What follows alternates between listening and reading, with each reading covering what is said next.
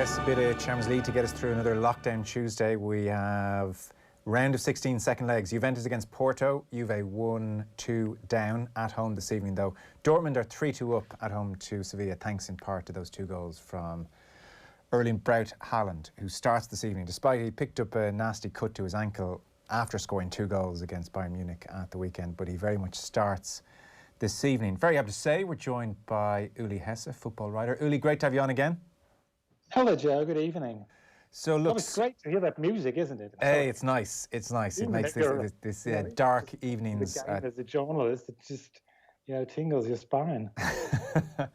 Haaland. I mean, it's just a bit nuts. I was just double checking some of his stats before coming on air, and so last year that was where he was in Austria and Germany, the Salzburg Dortmund season. He played 40 games. He scored 40 goals, and this season, Bundesliga solo season, 35 goals in 33 appearances. It's just insane. And then there are no issues with moving up the levels. So in the Champions League, he is the first teenager to score in 5 consecutive Champions League games. And in his 13 Champions League games thus far, he has scored 18 goals. Now, the record to hit 20 Champions League goals is held by Harry Kane. And for Haaland to beat that, he will only have to score 2 goals in 11 games. So it's fair to say he's going to absolutely smash that record comfortably. This guy is fairly unbelievable. Uli, you're watching him on a regular basis. What are you seeing from Haaland? Tell us about the guy you're seeing week in, week out. I have another one. He's now scored 100 goals, 100 professional goals in 148 games as a professional. And I think Ronaldo needed way more than 300 games for that, So it's incredible. It's probably the most amazing thing is his consistency. It's just he doesn't seem to be fazed by anything. It's really quite astonishing. I mean, I can't recall having seen anyone like that, to be honest. What about his personality and his presence in Germany? Is he on? Because I've seen him interviewed post-match, and he's not exactly full of lengthy answers. Is he, a big deal over there? Is he doing any extracurricular interviews, or is he very much keeping himself to himself? No, he's hardly giving any interviews at all. I mean, his post-match statements are indeed quite. I don't know if you're familiar with the cartoonist David Squires. Yes. And he does a cartoon for the magazine I work for, Elf Wonder magazine in Germany. So I have the honor of translating David's cartoons. And he did one about that, about monosyllabic Haaland answers in response. It's also not just that he talks very little. He also doesn't seem to be, how would you say? He's almost always on an even keel, if you know what I mean. In his post-match interviews, it's just 1 or 2 sentences, and just judging, looking in his face, you can't really tell whether he's just won a game or lost. His goal-scoring record is obviously insane, and ultimately, if his goal-scoring record stays like that for, or anything even close to what it currently is for the rest of his career, he's going to be a phenomenon. That said, there have been criticisms, or certainly question marks over his general play, over his hold-up play, over how often he gets on the ball. Are they fair? No, I think he's improved as far as holding up is concerned. I think last season Dortmund tended to be maybe a bit too one-dimensional with Haaland in the side, seemingly because all you have to do is play a through ball, and he'll somehow get on the end of it. At the end, no problem. And he's become a bit more versatile. It tends to play a bit deeper this season, so but it's not a marked departure, from his style. He's just, he's just been the same from day one. I don't know if you talked about this, but in his very, very first game for Dortmund, he came off the bench, and Dortmund fell behind by 2 goals, and most everybody who commented on the game on social media said, well, that's not a problem. Now Haaland will have to score a hat-trick, and that's what he did. Yeah. And it's been the same ever since.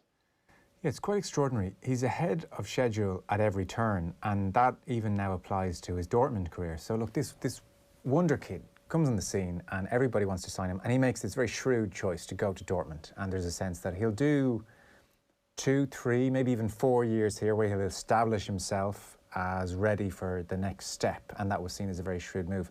He's now so ahead of schedule, it seems like the big clubs aren't waiting anymore, even if he is 20. So as I understand it, his contract at Dortmund expires in 2022. However, there is a release clause for 105 million.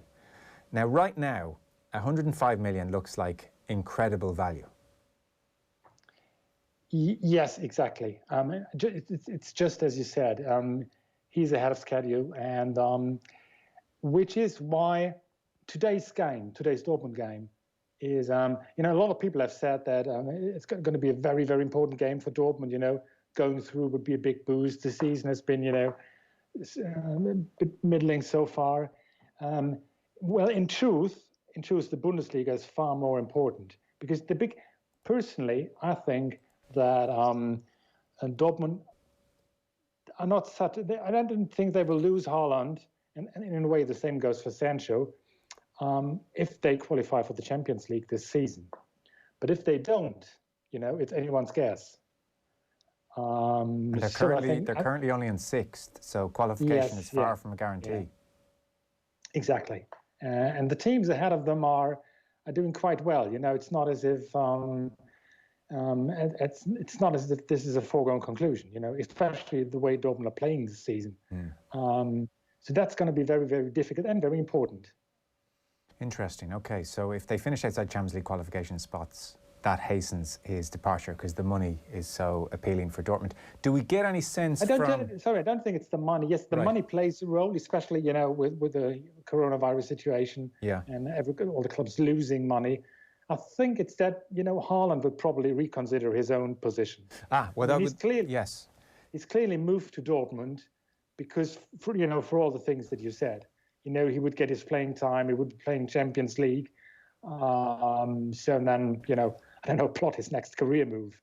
But it's, as you said, maybe he's already plotting, the next one career move. Well, interestingly, that was my next point with Haaland himself. And as you've said, he gives so little away. So I suspect the answer here is along a similar line. But, some players will drop hints. I'm thinking, it would be an honour to play at the Bernabeu, or I would, I'm already thinking about my next move. And every press conference becomes a, are you staying for another season type situation. Is he dropping hints about already thinking of the future away from Dortmund, or does he say little on that front too? No, hardly anything. No, he's not even using those words in post-match interviews. Right. No, that was just my impression. It was just making a wild guess. Jurgen Klopp, I want to talk to you about, Uli, and get your thoughts. I'm sure you're keeping abreast of the situation at Liverpool. People are drawing parallels for obvious reasons with this season and with his final season at Dortmund, where they finished 7th after all the great success, and ultimately, he tearfully waved goodbye and walked away at the end of that season, at the end of his contract. What parallels are you seeing, if any, or is this a very different situation at Liverpool now? This is difficult for me to answer because, yes, I've been following, his travail, so to speak, but not in much detail. I don't really exactly know what is at the core of Liverpool's problems. None of us do. I just see their results. Yeah. And if there is a parallel with his last season in Dortmund, then there was an extraordinary amount of bad luck. This is not a term that coaches like to use, or even journalists like to use. But as we all know, many things in football come down to luck, and he was very, very unlucky in his last season in Dortmund. Even all the stats that we have, in those expected goals things, point towards the fact that the Dortmund were very, very unlucky in that year, and it started with a lot of injuries. And that seems, if there's a parallel, then maybe it's this one, because it seems to me that Liverpool, are suffering a string of injuries this season. Oh, they've been decimated, yeah. Because I had got the sense from his 2015 season at Dortmund that the players were just tired and they'd gone off a cliff. But I had a look back this afternoon, and in terms of sprints and mileage covered and energy levels, it was as good as any of the other seasons. They were outrunning opponents 120 kilometres per match. So it wasn't that they were tired as such. But then again, maybe the injuries are a symptom of a tiredness and have been pushing them too hard. What was his demeanour like across that 2015 season? Because what we have seen is initially a tetchy, aggressive Klopp and getting into arguments with reporters about the scheduling and refereeing issues, and, you know, lots of fight in him. And I would say lately, and look, who knows, he's gone through a dreadful time off the pitch with the passing of his mother, and that can't be easy at all. But lately, we're seeing a more defeated, quiet Klopp, frankly, resigned in post-match interviews. What was his demeanour like in 15? I mean, he was quite on edge.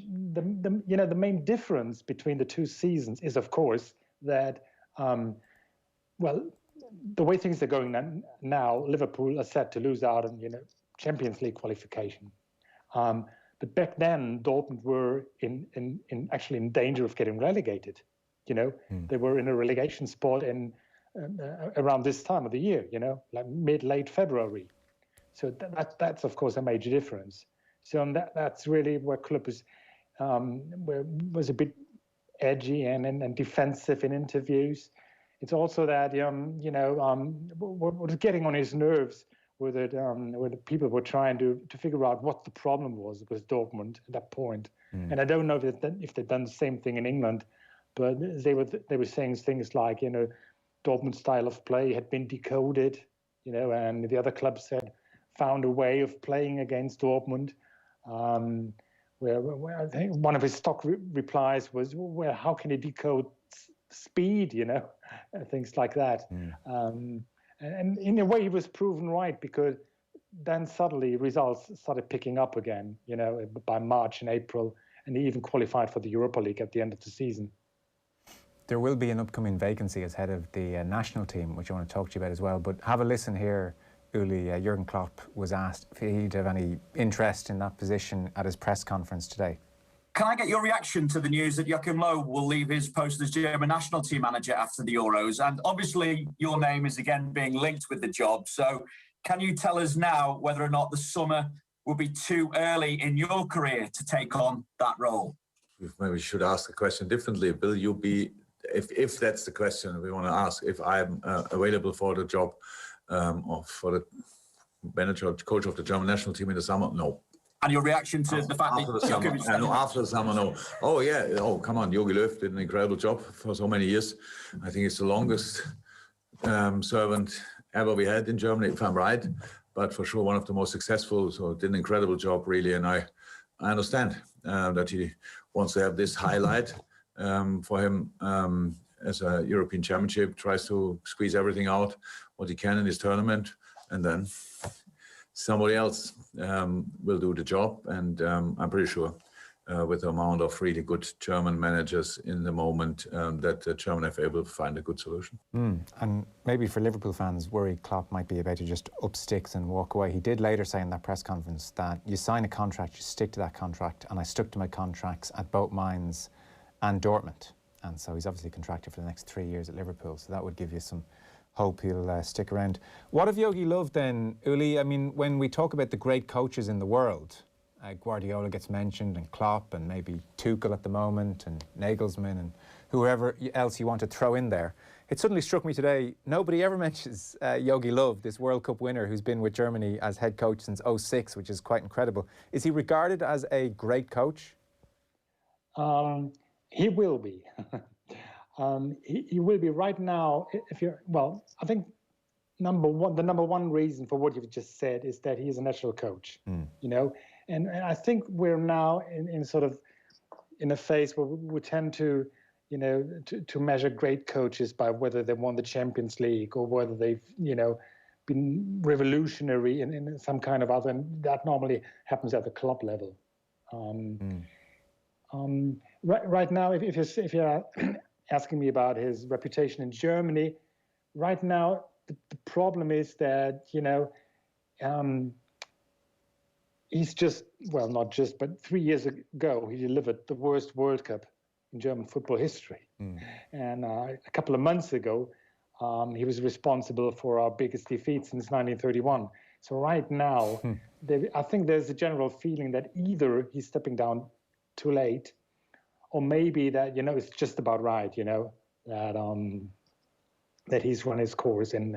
But he will be remembered as a great coach that's the way football works. Yes. I think in 3 or 4 years, people will remember him and look back on, especially, during large parts of his tenure, he was regarded as a very successful coach who just maybe, should have been a tad more successful. Okay. If you look at Germany's track records at the last tournaments, they've very often went down at the semifinals, at the semifinal stage. So there's always the feeling that, yes, this World Cup winner, is just a stunning, huge achievement. That, but that if you look deeper at his track record, maybe he should have been a little more successful. Even though, this sounds very strange talking about somebody who's won the World Cup. No, it makes perfect sense. You guys are rather good, annoyingly.